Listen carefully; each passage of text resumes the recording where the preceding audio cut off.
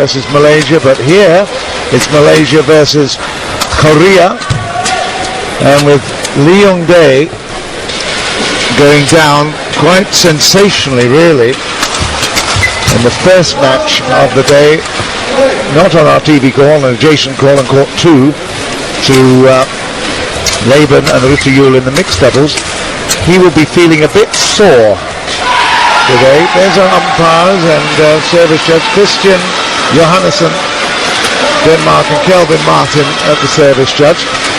But I would think that he will be out for vengeance right here, so watch out, Koo Kian Kiet and Tan Boon Hyung. We will see how this unfolds, but it could be a real absolute cracker, this. The Koreans, by reputation, have an extraordinary style.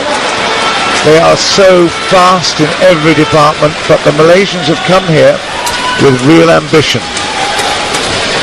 And I'm sure that their ranking here would suggest that number 2, the mixed doubles pair of Koo and Tan, will have big expectations, because that ranking compares with 4 of their Korean partner opposition.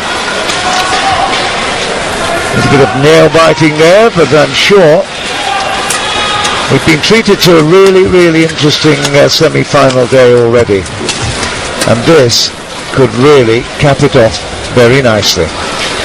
Malaysia, I'm sure there are a lot of people watching already, waiting in great anticipation. Let's hope ultimately we can deliver a very entertaining match. That's the most important thing. I've got with me still, of course, Gillian Clark, who is a great exponent of doubles play, and she will tell us what we're going to look out for with the strengths of these two pairs. Jill. Well, first of all, we're having a look at Lee Yong-dae, just 20 years of age. Of course, whole badminton world first took notice of him when he won 3 gold medals at the World Junior Championships in Seoul in 2005. But what a sensation not only he is in world badminton terms, but as far as the Malaysians were concerned, bursting onto the world scene. Only their second ever tournament together, the Asian Games in Doha, they took the gold medal. So Jung Jae-sung and Lee Yong-dae seeded 4, and one of the reasons their world ranking has dropped is because this man, Jung Jae-sung, has been doing his military service. Had to take time out after the first 2 Super Series events of the year. Couldn't play then in the All England and Swiss Open. But now back, and back looking very sharp indeed. We've seen Maniakis in the corner before, but Orexi it's this time in the Malaysian side, although of course an Indonesian player. Immediately Yong-dae comes up with a really good first serve, and now a second serve. It's 2-love.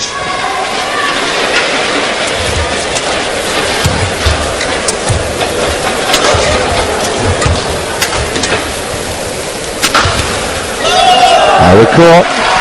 I think the Korean pair are going to go all out attack, and sometimes it bewilders me with the Malaysians. They seem content at times just to defend, and as a spectator, knowing how explosive and wonderful they can be in their attacking style, it's almost frustrating sometimes to watch them, because I know how good they are when they're taking the game to their opponent, but sometimes they don't want to do that, and I don't understand why. Interesting points. That's out of court. He came perilously close last shot. It was very, very close to going out. The lefty in this combination is Tan Boon Hyung. It's better. It's 2-4. Koo Kian Kiet. He partnered Hui Lin, and had a couple of good successes before going out against Widianto and Netsia.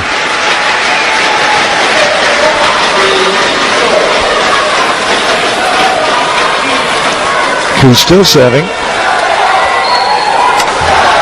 Oh, that's a tremendous smash from Tan.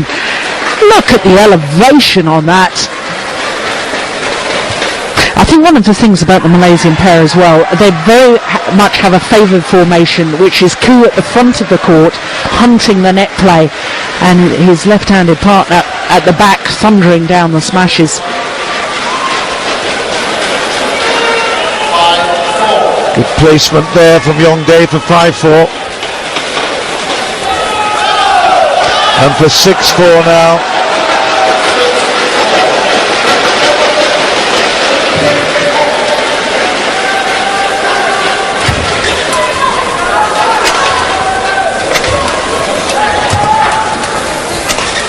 Good work for 5-6 now.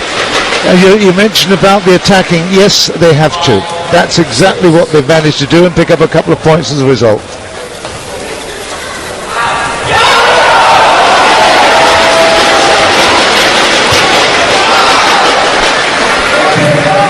All very flat and fast and furious at the moment. Be nice to see a little change of pace, see a couple of blocks or defensively just guiding the shuttle into the open space. Realistically, you know, it would be hugely disappointing for the Koreans not to make a final. They've had lots of ambition here, and of course with that mixed doubles earlier, having lost out, have been certainly favourites for it. Number 1 seeds, Yongdae comes in to intervene at the net there, puts it down for 7 all. And I said they will be hurting, because if they don't get into a final from this position or this particular match, they'll be blanked out completely in the World Championships final day. After all that wonderful success in the Olympics. 8-7. It was a very clever shot from Lee Yongdae, just pushing it past Koo enough that he had to really turn and try and play the shuttle once it had gone past him. Dangerous thing to do. Here's the change of pace. Great defence. Yongdae, he's phenomenal. 7. Fantastic defence.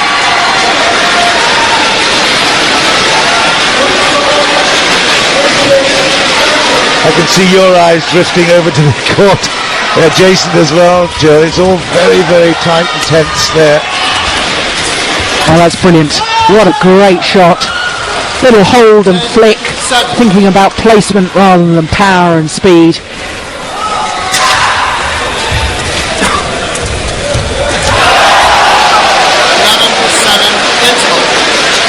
They go to the break. It's 11-7 in the first, and Korea, having been behind several times in the opening exchanges, now find themselves with a 4-point lead. And really, it's the question of that net. We always say it, domination of the net. And they certainly are not going back on their heels. They're coming forward, and that's upsetting the number 2 seeds from Malaysia. 11-4. 11-7, I beg your pardon.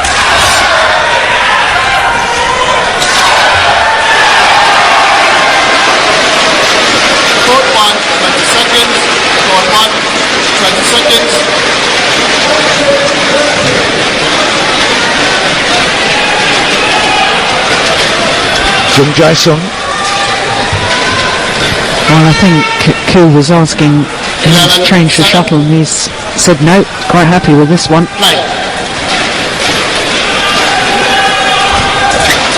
Service over. Good return of the service there, very, very tight. 8-11.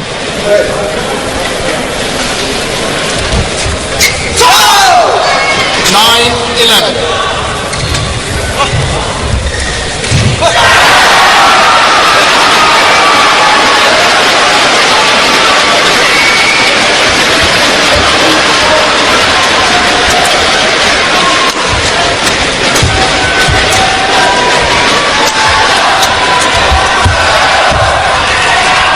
Oh, that's great. That's really good for 10-11. 3 in a row, and the Malaysians are fighting hard here. They're being very, very aggressive.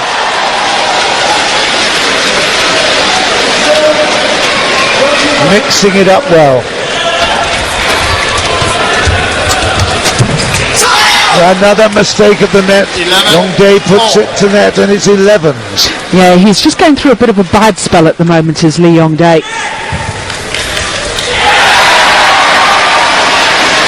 And as much as he'll be telling himself, you know, to be up for this semi-final, I think the psychological impact of losing that mixed doubles semi-final is having an effect on this match. 5 points in a row for the Malaysians. They go to 12-11 in the lead in this first game. What a turnaround. Well, whatever Rexy said at that break, it's certainly working.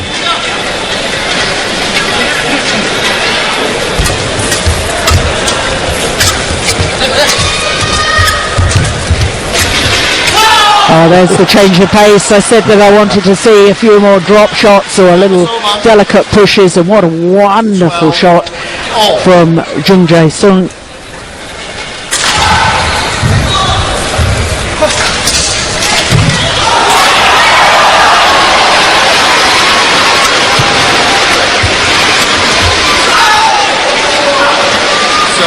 It's fascinating. They are really, really putting pressure on. Both teams trying to come forward, but it's the Malaysians who've got just that little bit of an edge at the moment at 13-12.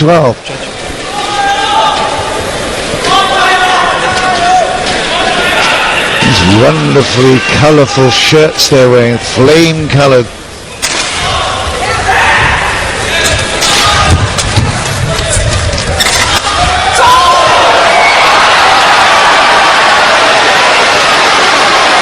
Lots of screaming and shouting around this court. It's actually all for Malaysia, particularly on our TV court, but most certainly a spectacular recovery.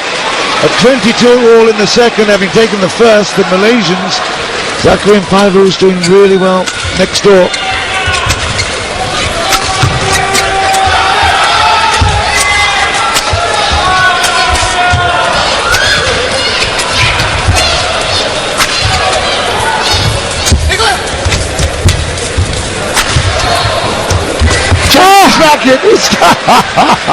Would you believe that? I can't believe it. That is absolutely stunning. Well, I think that in all honesty that the Koreans got distracted by the fact that Tan had dashed off to the side of the court to pick up a new racket. I mean, basically all they had to do was play the shuttle over and in, and it would have been an outright winner. Is he giving him a yellow card? No, please. Come on. You can't be serious. Umpire Christian Johannesson. Well, I think he's grazed his hand, has Kutian Kiat, and with blood injuries nowadays, I think you have to get those treated, or the doctor has to have a look at it. Ah, that's what it is. Okay. Yeah, he's calling for the... Well, I'm relieved that it is a break for that, because I thought for a moment he was going to take him for, and in fact he really doesn't want to go off. Rexy is saying, nope, we don't want them to go off. We want them to stay on. They've got momentum at 15-12 in the first. The doctor's been called in. I think a band-aid or something like that will probably do the trick. We're looking here at Jung Jae-sung, but actually all the action is right there in front of us. Again, we're missing it. I do find it bewildering, John, when all the rules today about blood injuries and so on, and I can understand why we have the rules in sport about blood injuries, and then we see time and time again doctors coming on and bandaging up the blood injury, and they're not wearing gloves. True. We saw a cutaway during that particular break. Happy Independence Day, and I think that goes for all of us. It is Independence Day for India, 63 years old today. And there's lots of celebrations around this huge country. That was great attacking play from Tan. Look at the elevation once again on his jump smash.